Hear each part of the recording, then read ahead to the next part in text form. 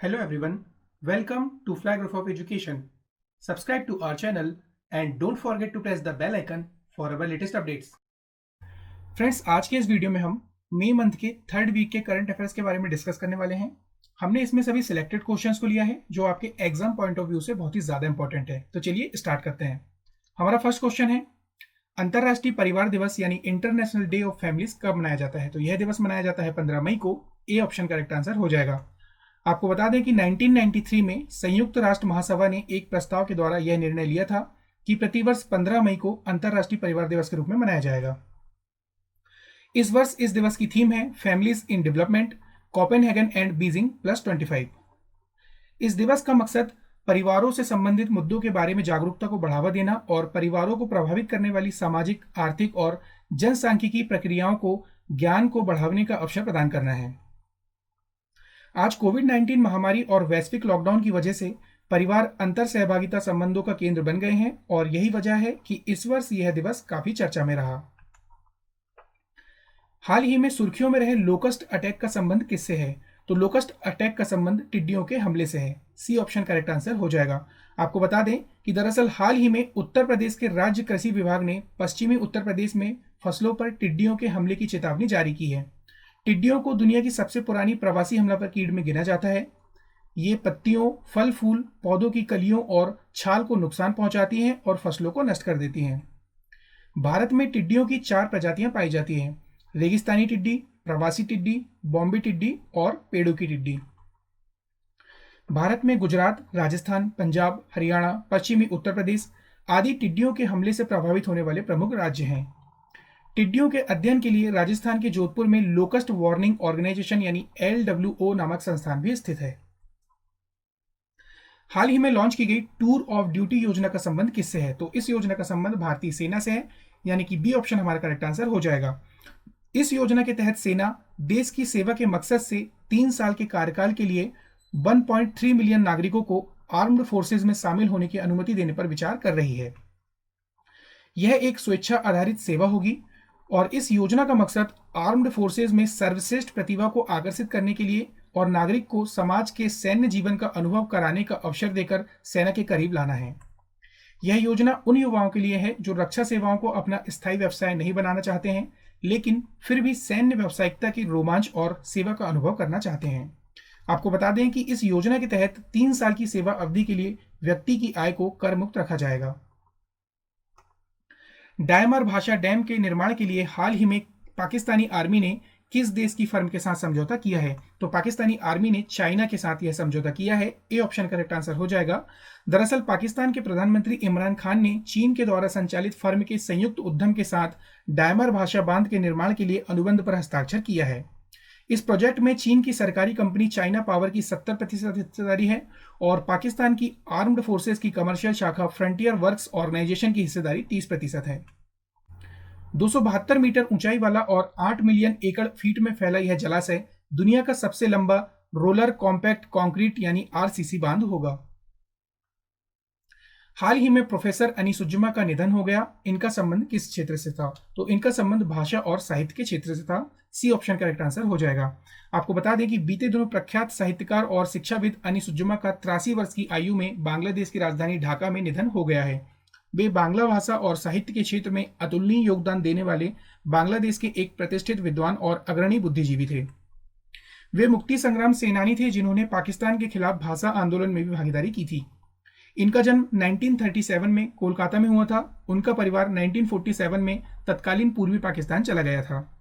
उन्हें सन 2005 में मानद D.Lit से सम्मानित किया गया था और साथ ही भारत सरकार ने उन्हें 2014 में पद्म भूषण से भी सम्मानित किया था।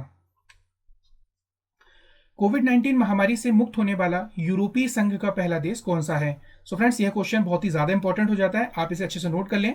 तो वह देश है Slovenia. B option correct answer हो जाएगा। आपको बता दें कि स्लोवेनिया आधिकारिक तौर पर कोरोना वायरस के प्रकोप से मुक्त होने की घोषणा करने वाला यूरोपीय संघ का पहला देश बन गया है। स्लोवेनिया के national institute of public health के निष्कर्ष के बाद देश की सरकार ने हाल ही में अपने बयान में इस बात की पुष्टि की है। स्वास्थ्य प्राधिकरण के अनुसार पिछले 2 हफ्तों में सिर्फ 35 लोग कोरोना वायरस से संक्रमित हुए थे, जबकि वायरस के लिए प्रजनन संख्या यानी द रिप्रोडक्टिव नंबर, जिसे R रेटिंग या RO के रूप में जाना जाता है, 1 से नीचे थी। और 1 से नीचे की आर का मतलब है कि प्रत्येक संक्रमित व्यक्ति औसतन कम से कम एक व्यक्ति को वायरस से संक्रमित कर सकता है। किस संस्थान के वैज्ञानिकों ने हाल ही में injectable silk fibroin based hydrogel विकसित किया है? तो यह विकसित किया है JNCASR यानी Jawaharlal Nehru centre for advanced scientific research ने। सी ऑप्शन करेक्ट आंसर हो जाएगा। आपको बता दें कि Jawaharlal Nehru centre for advanced scientific research के वैज्ञानिकों ने हाल ही में मधुमेह रोगियों के इंसुलिन इंजेक्ट करने के लिए एक इंजेक्टेबल सिल्क फाइब्रोइन आधारित हाइड्रोजेल विकसित किया है। भारत में डायबिटीज से जूझ रहे लोगों की संख्या 70 मिलियन से अधिक है।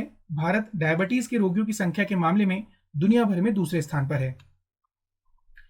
उत्तर प्रदेश की सरकार ने घड़ियालों की सुरक्षा के मद्देनजर उन्हें घाघरा नदी में छोड़ा है। घड़ियाल IUCN द्वारा जारी की जाने वाली रेड लिस्ट की किस श्रेणी में आते हैं? तो घड़ियाल इसमें क्रिटिकली इंडेंजर्ड श्रेणी में आते हैं, यानी सी ऑप्शन करेक्ट आंसर हो जाएगा। IUCN की रेड लिस्ट में घड़ियाल गंभीर रूप से संकटग्रस्त यानी क्रिटिकली इंडेंजर्ड लिस्ट में शामिल है। घाघरा नदी उत्तर प्रदेश में घड़ियालों के लिए एक महत्वपूर्ण जलीय गलियारे के रूप में कार्य करती है। यह गंगा की एक सहायक नदी है जो इसके बाएं तट पर मिलती है। यह प्रजाति वन्यजीव संरक्षण अधिनियम 1972 की अनुसूची 1 के तहत भी सूचीबद्ध है। भारत में घड़ियालों का एक बड़ा हिस्सा चंबल नदी में पाया जाता है। घाघरा नदी भारत की सबसे स्वच्छ नदियों में से एक है, क्योंकि घड़ियाल स्वच्छ नदी के पानी का एक अच्छा संकेतक माना जाता है। हाल ही में विकसित जेड स्कैन विधि से मानव में होने वाले निम्न में से किस रोग की मॉनिटरिंग की जा सकेगी? तो जेड स्कैन विधि का यूज पार्किंसन डिसीज के आइडेंटिफिकेशन के लिए किया जाएगा। ए ऑप्शन करेक्ट आंसर हो जाएगा। आपको बता दें कि पार्किंसन रोग एक सामान्य न्यूरो डिजेनरेटिव बीमारी है जिसका कोई इलाज नहीं है। ऐसा माना जाता है कि अल्फा सिन्यूक्लिन नामक प्रोटीन का एकत्रीकरण इस रोग की विकृति में बड़ी भूमिका निभाता है। हाल ही में IIT धनबाद और CSIR Indian institute of chemical biology Kolkata के वैज्ञानिकों ने मिलकर इस मुद्दे का हल खोजा है और जेड स्कैन विधि विकसित की है। केंद्रीय स्वास्थ्य मंत्री ने कोविड-19 की टेस्टिंग के लिए बनाई गई मशीन राष्ट्र को समर्पित की। इस मशीन का नाम क्या है? तो इस मशीन का नाम है कोवास 6800, यानी बी ऑप्शन करेक्ट आंसर हो जाएगा। केंद्रीय स्वास्थ्य एवं परिवार कल्याण मंत्री डॉक्टर हर्षवर्धन ने कोवास 6800 नामक मशीन को राष्ट्र को समर्पित किया है। यह ऐसी पहली जांच मशीन है जिसे सरकार ने कोविड-19 के मामलों की जांच के लिए खरीदा है। इस मशीन को NCDC में स्थापित किया गया है। कोवास 6800 एक रोबोटिक्स इनेबल्ड अत्याधुनिक मशीन है। यह मशीन स्वास्थ्यकर्ताओं में इन्फेक्शन के खतरे के साथ साथ संदूषण यानी कंटेमिनेशन के अवसरों को कम करती है। World telecommunication and information society day कब मनाया जाता है? तो यह दिवस मनाया जाता है 17 मई को। बी ऑप्शन करेक्ट आंसर हो जाएगा। आपको बता दें कि दुनिया भर में 1969 से 17 मई को world telecommunication and information society day के रूप में मनाया जाता है। 1865 में इसी दिन हुई ITU यानी इंटरनेशनल टेलीकम्युनिकेशन यूनियन की स्थापना और अंतरराष्ट्रीय टेलीग्राफ कन्वेंशन पर हस्ताक्षर को चिन्हित करने के लिए यह आयोजन किया जाता है। इस वर्ष इस दिवस की थीम है connect 2030 ICTs for the sustainable development goals SDGs। साथ ही आपको बता दें कि 16 मई को अंतरराष्ट्रीय प्रकाश दिवस भी मनाया जाता है। इस दिवस को लेजर के पहले सफल संचालन को चिन्हित करने के लिए मनाया जाता है, क्योंकि 16 मई 1960 को भौतिक विज्ञानी और इंजीनियर थियोडोर मैमन ने लेजर का पहला सफल संचालन किया था। खबरों में रहा शब्द ट्रोग्लोमाइसिस ट्विटेरी क्या है? तो यह कवक का एक प्रकार है। बी ऑप्शन करेक्ट आंसर हो जाएगा। हाल ही में ट्विटर पर परजीवी फफूंद की एक नई प्रजाति की खोज की गई है। इस प्रजाति का यह नाम ट्विटर के नाम पर ही रखा गया है। शोधकर्ताओं ने इस प्रजाति का वर्णन माइसोकीज जर्नल में किया है। इस फफूंद को पहली बार ट्विटर पर शेयर की गई एक तस्वीर में देखा गया था। यह एक ऐसा परजीवी फफूंद है जो कीड़ों और मिलीपीड जैसे जीवों पर हमला करता है। ये कवक इन जीवों की बाहरी सतह और मिलीपीड के प्रजनन अंगों पर रहते हैं। ये कवक छोटे लार्वा की तरह दिखते हैं। खबरों में रहे बुंडसलीगा लीग का संबंध किस खेल से है? तो इस लीग का संबंध फुटबॉल से है। ए ऑप्शन करेक्ट आंसर हो जाएगा। दरअसल कोरोना वायरस लॉकडाउन की वजह से दुनिया भर के सभी खेलों को स्थगित कर दिया गया था, लेकिन लगभग 2 महीने तक बंद रहने के बाद इस लीग को फिर से शुरू किया गया है। यह जर्मनी की फुटबॉल लीग है और यह पहली यूरोपियन लीग है जो लॉकडाउन के बाद शुरू हुई है। और इस लीग की सबसे महत्वपूर्ण बात यह है कि इसे बिना दर्शकों के ही शुरू किया गया है। अम्फान नामक चक्रवाती तूफान ने हाल ही में किस क्षेत्र में दस्तक दी है? तो इस तूफान ने बंगाल की खाड़ी में दस्तक दी है। सी ऑप्शन करेक्ट आंसर हो जाएगा। भारतीय मौसम विभाग के साइक्लोन वार्निंग डिवीजन के अनुसार हाल ही में अम्फान नामक चक्रवाती तूफान का निर्माण बंगाल की खाड़ी में हुआ है। इसकी गति 170 से 200 किलोमीटर प्रति घंटे तक पहुंचने की संभावना है। इस गति के आधार पर इसे अत्यंत गंभीर चक्रवाती तूफान बताया गया है। अंतर्राष्ट्रीय संग्रहालय दिवस यानी इंटरनेशनल म्यूजियम डे कब मनाया जाता है? तो यह दिवस मनाया जाता है 18 मई को। बी ऑप्शन करेक्ट आंसर हो जाएगा। दरअसल अंतर्राष्ट्रीय संग्रहालय दिवस मनाने का उद्देश्य इस तथ्य पर जागरूकता बढ़ाना है कि संग्रहालय सांस्कृतिक आदान प्रदान, संस्कृति की संवर्धन और लोगों के बीच आपसी समझ, सहयोग और शक्ति के विकास के लिए महत्वपूर्ण साधन है। वर्ष 2020 के लिए इस दिवस की थीम है museum for equality and inclusion. 1977 से प्रत्येक वर्ष IOCM यानी the international council of museum के द्वारा अंतरराष्ट्रीय संग्रहालय दिवस का आयोजन किया जाता है। निम्न में से कौन सा देश बाल्टिक देशों के समूह में शामिल नहीं है? तो इसमें शामिल नहीं है बेलारूस, यानी सी ऑप्शन करेक्ट आंसर हो जाएगा। दरअसल बाल्टिक देशों के समूह में एस्टोनिया, लिथुआनिया और लातविया ने कोविड-19 के चलते लगाए गए लॉकडाउन के बाद अपनी अर्थव्यवस्था को वापस पटरी पर लाने के लिए जो कदम उठाया है उसे ट्रैवल बबल के रूप में जाना जा रहा है। ट्रैवल बबल बनाने का अर्थ है उन देशों या राज्यों को पुनः जोड़ना जिन्होंने कोरोना वायरस महामारी को रोकने के लिए घरेलू स्तर पर अच्छा प्रदर्शन किया है। ये तीनों बाल्टिक देश यूरोपियन यूनियन के सदस्य हैं और इन देशों ने कोरोना महामारी के नियंत्रण में तुलनात्मक रूप से बेहतर प्रदर्शन किया है। बेलारूस की बात करें तो यह लातविया, लिथुआनिया, पोलैंड, यूक्रेन और रूस की सीमा से लगा हुआ एक भू आबद्ध यानी लैंडलॉक्ड देश है जो बाल्टिक देशों के समूह में शामिल नहीं है। खबरों में रहे शब्द हैंको का संबंध निम्नलिखित में से किससे है? तो यह एक व्यक्तिगत स्टाम्प है। आपको बता देंगे दरअसल हैंको एक व्यक्तिगत स्टाम्प या मोहर है जिसका संबंध जापान से है। जापान में कोरोना वायरस के मरीजों की संख्या में लगातार बढ़ोतरी की वजह से हैंको ट्रेडिशन आलोचना के घेरे में आता जा रहा है, जिससे इस मोहर का उपयोग बंद कर डिजिटल मोहर लगाने की बात की जा रही है। हैंको एक व्यक्तिगत मोहर है जो अन्य देशों में सिग्नेचर के बराबर मानी जाती है और कई लेन देन का एक अनिवार्य हिस्सा होती है। छोटे साइज के गोलाकार अथवा चौकोर आकार के इस मोहर को स्टाम्प पैड के जरिए गीला कर छापा जाता है। इस स्टाम्प पैड को शुनिकू कहा जाता है और जब यह स्टाम्प किसी दस्तावेज पर छापा जाता है तो उसे इंकान कहा जाता है। इटालियन हाइड्रो इलेक्ट्रिक प्रोजेक्ट का संबंध किस राज्य से है? तो इस प्रोजेक्ट का संबंध है अरुणाचल प्रदेश से। दरअसल एतालिन हाइड्रो इलेक्ट्रिक प्रोजेक्ट का संबंध अरुणाचल प्रदेश के दिबांग वैली जिले से है। दरअसल बीते दिनों संरक्षणवादियों ने एक समूह और national board of wild life के पूर्व सदस्यों ने पर्यावरण, वन और जलवायु परिवर्तन मंत्रालय को एक पत्र लिखकर इस परियोजना के लिए एक उप समिति द्वारा दी गई मंजूरी को अस्वीकार करने की मांग की है। संरक्षणवादियों के अनुसार इस प्रोजेक्ट से जैव विविधता के गंभीर खतरा है और प्रोजेक्ट से संबंधित पर्यावरण प्रभाव आकलन रिपोर्ट में कई तथ्यों की अनदेखी की गई है। उनके अनुसार इससे प्रभावित होने वाले क्षेत्रों में 25 विश्व स्तरीय इंडेंजर्ड स्तनपायी और पक्षी प्रजातियों को नुकसान पहुंचेगा, साथ ही लगभग 2.7 लाख पेड़ काटे जाएंगे। आपको बता दें कि एतालिन हाइड्रो इलेक्ट्रिक प्रोजेक्ट 3097 मेगावाट क्षमता वाली एक निजी क्षेत्र की परियोजना है। हाल ही में किस राज्य की सरकार ने चरण पादुका कैंपेन प्रारंभ किया है? तो यह कैंपेन प्रारंभ किया है मध्य प्रदेश की सरकार ने। ए ऑप्शन करेक्ट आंसर हो जाएगा।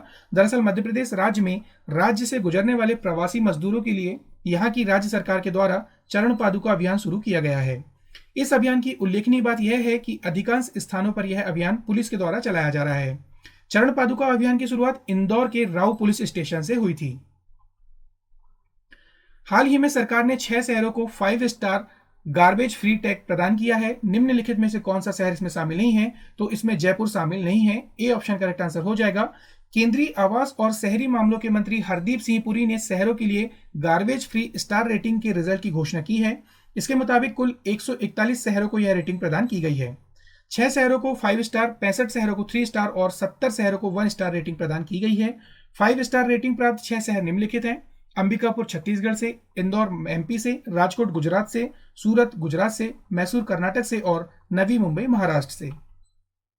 नई दिल्ली, करनाल, तिरुपति, विजयवाड़ा, चंडीगढ़, अहमदाबाद, भिलाई नगर, भोपाल, जमशेदपुर इत्यादि 3 स्टार गार्बेज रेटिंग प्राप्त करने वाले शहरों में शामिल है, जबकि रोहतक, ग्वालियर, महेश्वर, बड़ोदरा, भावनगर इत्यादि 1 स्टार गार्बेज फ्री रेटिंग वाले शहरों में शामिल है। 1816 में हुई सुगौली की संधि का संबंध ब्रिटिश ईस्ट इंडिया कंपनी और अन्य किस देश के साथ है? तो इस संधि का संबंध नेपाल के साथ है।